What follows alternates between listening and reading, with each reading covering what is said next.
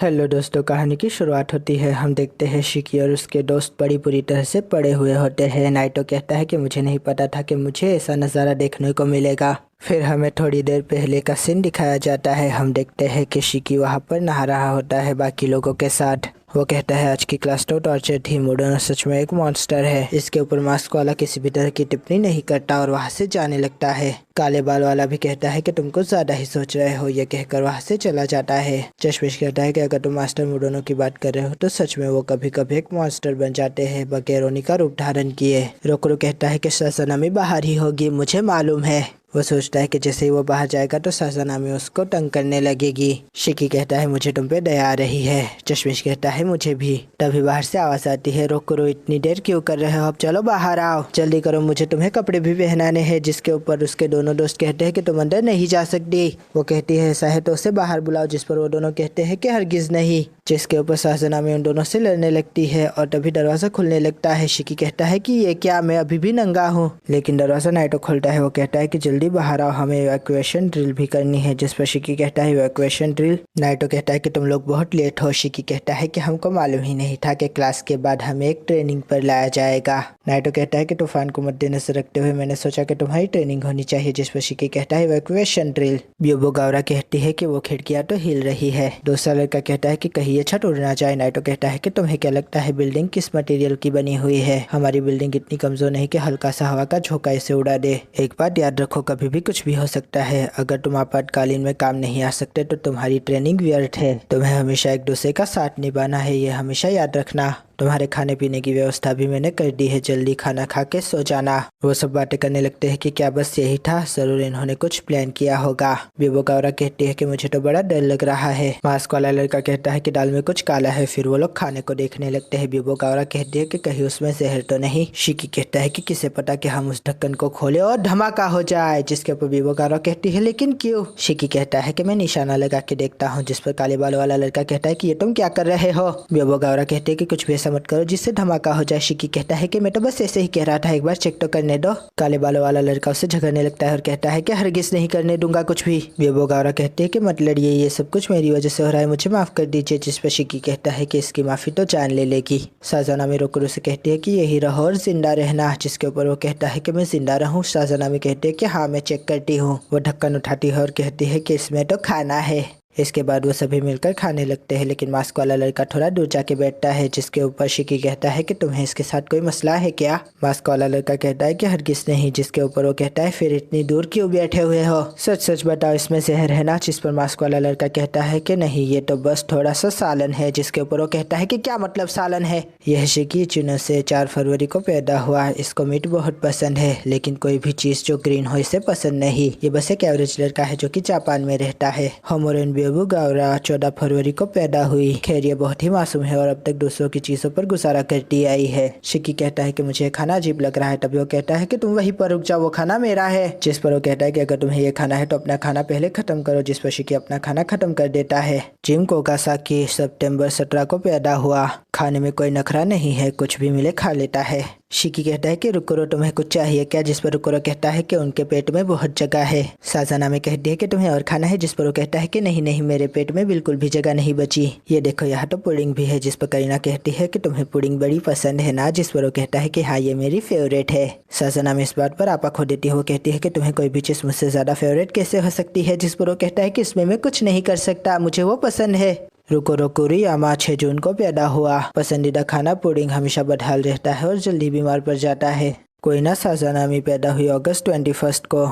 पसंद मासूम और कमजोर लोग। फिलहाल रोकुरो पर लाइनें मार रही है। मैं तुम्हारे लिए ऐसी पुडिंग बनाऊंगी कि तुम मेरे घर विदा हो जाओगे। जिस पर वो कहता है कि हाँ क्यों नहीं, तुम मेरे लिए पुडिंग बनाना। वो कहती है ठीक है, फिर फैसला हो गया। इसका मतलब तुम मुझसे सबसे ज्यादा मोहब्बत करते हो। जिस पर वो कहता है कि अभी मैंने इसका फैसला नहीं किया है। बेबू गावरा कहती है कि खाना बड़ा ही अच्छा था, ये देखो यहाँ पर एक और पुडिंग है। जिसके ऊपर मास्क वाला लड़का थोड़ा हैरान हो जाता है। शिकी कहता है कि मैं इसे खाऊंगा। तभी रोकुरो कहता है कि रुको, साजनामी ने अपनी पुडिंग मुझे खिला दी, मुझे लगता है कि इस पे इसका हक है, जिसके ऊपर वो कहती है कि हरगिज नहीं। बेबोगावरा कहती है कि इस एक पुडिंग का हम क्या करें, जिसके ऊपर मास्क वाला लड़का अपना हाथ उठा देता है, लेकिन उससे पहले ही शिकी पुडिंग का डब्बा ले लेता है और कहता है कि इसे तो मैं ही खाऊंगा, मुझे पुडिंग पसंद है और वैसे भी यहाँ पर किसी और को पुडिंग नहीं खानी। लेकिन तभी वो देखता है कि मास्क वाले लड़के ने हाथ उठाया होता है। शिकी कहता है कि कोगासाकी ये मत कहना कि तुम्हें ये चाहिए, जिसके ऊपर वो कहता है कि मुझे ये चाहिए। शिकी कहता है कि तुम्हें भूख लगी है तो खा लो, जिस पर वो एक पल के लिए हैरान हो जाता है, लेकिन तभी शिकी उसके सामने खाना रख देता है और कहता है कि ये लो, इसे खा लो,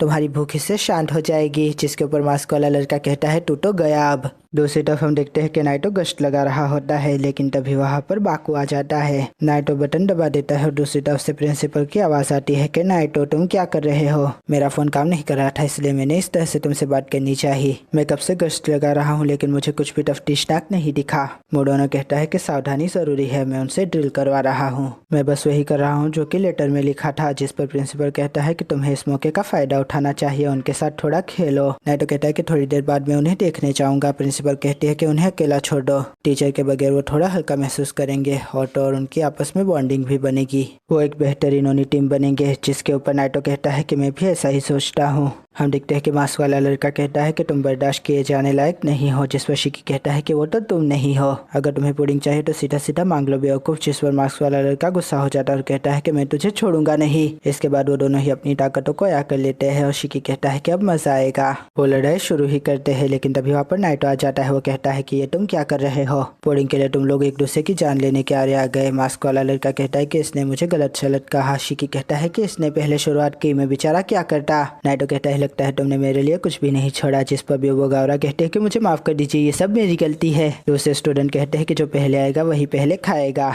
सासानामी कहते हैं कि आपने हमें नहीं बताया कि आप भी यही खाना खाएंगे।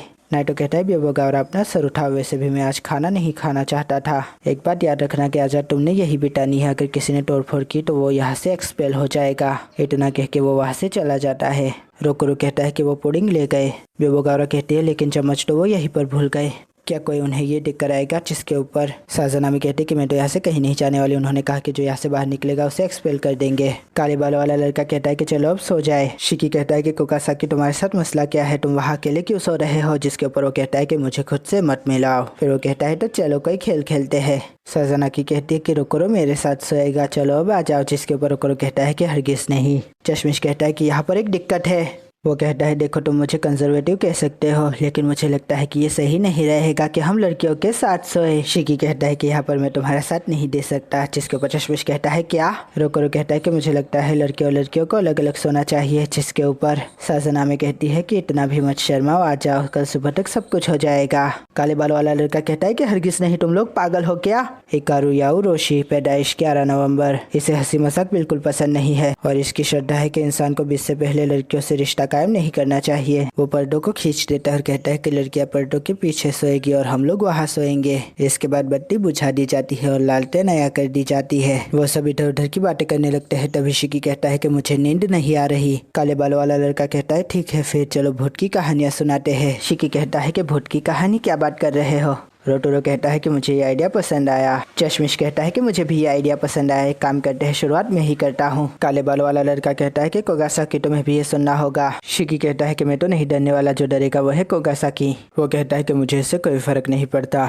इस बात पर शिकी उसे खौफनाक तरीके से देखने लगता है। नाइटो कहता है कि ये तो हैरानी की बात है। डॉक्टर कहता है कि मेरे लिए भी। क्योंटो बेस हमने सोचा था उससे ज्यादा मजबूत है, बस कुछ ही जगह पे मरम्मत करनी होगी। असली बात तो यह है कि मैं तुम्हें ये फोन पे बताना चाहता था लेकिन फोन ही नहीं लगा, मुझे लगा कि तुमने मुझे ब्लॉक किया हुआ है। नाइटो कहता है कि तुम्हें सच में लगता है कि मैं ऐसा कर सकता हूँ। डॉक्टर कहता है तो बताओ मुझे कि शिन के बेटे के साथ क्या हो रहा है, क्या तुमने शिकी को और भी ज्यादा मजबूत बनाया है। जिसके ऊपर नाइटो कहता है कि मैं उसे इतना मजबूत बना दूंगा कि जिसके बाद उसे मेरी जरूरत ना पड़े। डॉक्टर कहता है कि मैं जानता हूँ कि लोग तुम्हें बराबर नहीं समझते, लेकिन मैं जहाँ तक समझता हूँ उन बच्चों के लिए तुमसे बेहतर टीचर और कोई हो ही नहीं सकता था। आखिरकार उनके खौफ को तुम ही समझ सकते हो। रोइरो कहता है कि ये कहानी मेरे यहाँ पर आने के बाद शुरू हुई। एक लड़की जो मेरे पीछे पड़ गई, वो मेरा हर काम करना चाहती थी और मेरे सांस लेने पर भी पाबंदी लगाना चाहती थी। चश्मिश कहता है कि वो साजानामी है। शिकी कहता है कि ये तो बहुत ज्यादा खौफनाक है। तभी चश्मिश कहता है कि मेरी बारी फिर आ गई। सच कहूँ तो जब से मैं मोडोनो सर के साथ कमरा शेयर कर रहा हूँ, ज्यादातर टाइम वो कमरे में होते ही नहीं है, मतलब कि मैं एकदम अकेला होता हूँ।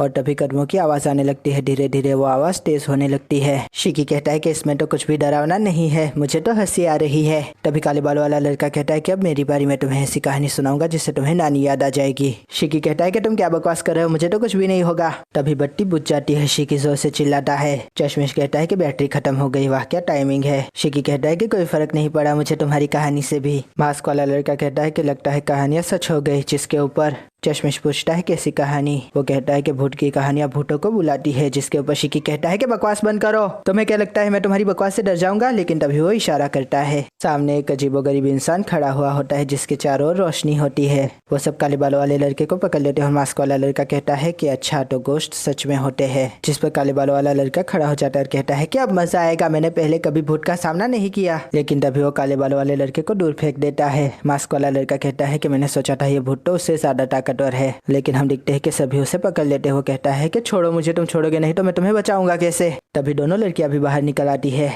तभी शिकी बंदूक को आकर लेता है और कहता है कि मैं इस भूत की ऐसी की तैसी फेर दूंगा। और फिर वो अंधाधुंध फायरिंग करने लगता है और देखते ही देखते वो जगह उड़ जाती है। हम देखते हैं कि सभी बेचारे बदहाल होकर जमीन पे पड़े हुए होते हैं। नाइटो उन्हें देखता है और कहता है कि मैंने ऐसा तो नहीं सोचा था। प्रिंसिपल कहता है कि छोड़ो भी, मुझे नहीं पता था कि बच्चे इतने डर जाएंगे। वैसे ये बेकाबू हो गए थे लेकिन फिर भी इन्होंने काबू नहीं खोया, ये अच्छी बात है। ये जब उठे तो इन्हें बता देना कि इन्होंने सपना देखा था। वैसे भी बहुत सारे लोगों के अपने सीक्रेट्स होते हैं। शिकी कहता है ऐसा लगता है कि मैं सारी रात नहीं सोया, वो सपना तो बहुत ही खतरनाक था, लगता है कि तूफान की वजह से आया था। तभी नाइटो कहता है कि तुम्हारी अगली ट्रेनिंग तय कर दी गई है, तुम्हारा अगला पड़ाव टोक्यो है। और यहाँ पर एपिसोड खत्म हो जाता है। आशा करता हूँ दोस्तों आपको ये रिव्यू पसंद आएगा। अगर पसंद हो तो लाइक कीजिए, शेयर कीजिए, सब्सक्राइब कीजिए। ज़्यादा पसंद आए तो कमेंट भी कीजिए। दोस्तों थैंक यू, खुदा हाफिज़, अपना ध्यान रखिएगा, फिर मिलेंगे। Thank you.